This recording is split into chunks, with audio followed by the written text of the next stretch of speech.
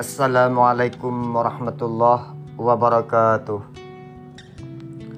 Dari Abu Hurairah radhiyallahu an, sebagaimana diriwayatkan Muslim dan Ahmad, bahwa Nabi sallallahu alaihi wasallam bersabda, sesungguhnya orang yang pertama yang akan diputuskan pada hari kiamat kelak adalah seorang yang mati syahid.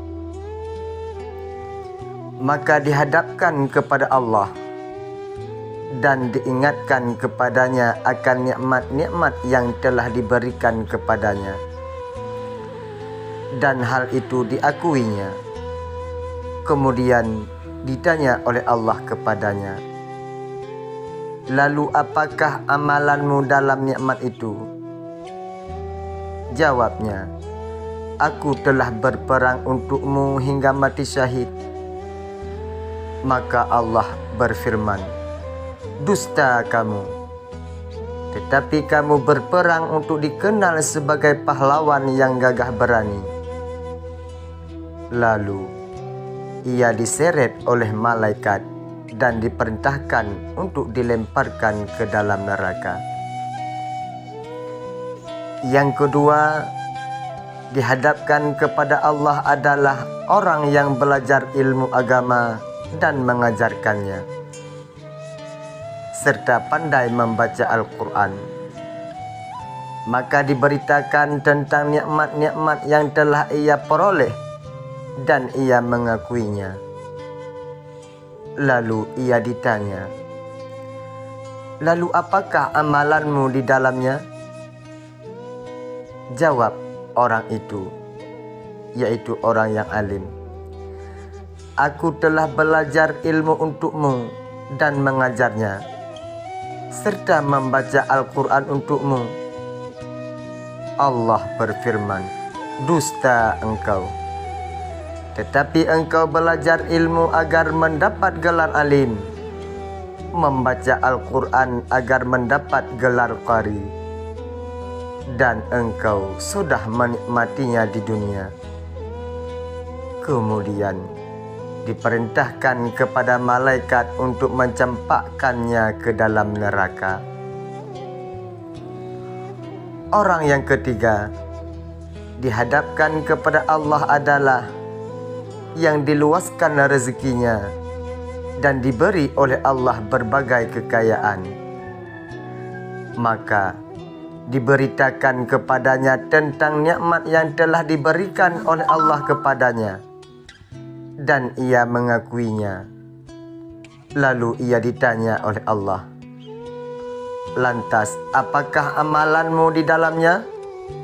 Jawab orang itu, tiada suatu jalan pun yang engkau perintahkan mendermakan harta di dalamnya, melainkan telah saya dermakan, wahai Allah, harta di dalamnya untukmu. Jawab Allah, dusta engkau, tetapi engkau mendermakan harta itu agar disebut engkau seorang dermawan dan telah dikenal sedemikian di dunia. Maka Allah kemudian memerintahkan malaikatnya untuk melemparkan orang itu ke dalam neraka. Hadis ini memberikan pelajaran yang sangat berharga tentang pentingnya meluruskan niat di dalam setiap amal ibadah yang kita lakukan. Jangan sampai justru pahala yang telah kita lakukan sirna karena niat kita yang tidak lurus. Kesimpulannya, terhadap orang yang alim bila menuntut ilmu dan mengajarnya, karena untuk dipanggilnya sebagai orang alim, karena untuk dipanggilnya dia seorang abu, abi dan abadi, karena dipanggilnya sebagai orang mengajar, maka dia kelak akan dilemparkan oleh Allah Ta'ala ke dalam neraka, karena dia menuntut ilmu dia mengajar ilmu yang telah dia miliki adalah bukan karena Allah, akan tetapi karena dia ingin dipanggil sebagai orang alim, ingin dipanggil seorang yang pengajar. Yang kedua, bila kita bersedekah bukan karena Allah, akan tetapi karena ingin kita dihormati oleh orang, kita ingin dipuji oleh orang sebagai orang dermawan, maka bila seperti demikian niat kita, maka kita akan dilemparkan oleh Allah Ta'ala ke dalam neraka nanti, karena niat kita bersedekah bukan karena Allah, tapi karena ingin dipuji oleh manusia ataupun ingin dipanggil kita sebagai orang dermawan. Hanya sekian, mudah-mudahan menjadi pelajaran bagi kita. Andai kata kita berbuat segala amalan, haruslah berhati-hati. Niat kita harus tulus karena Allah, jangan karena yang lain daripada Allah. Sekian, terima kasih.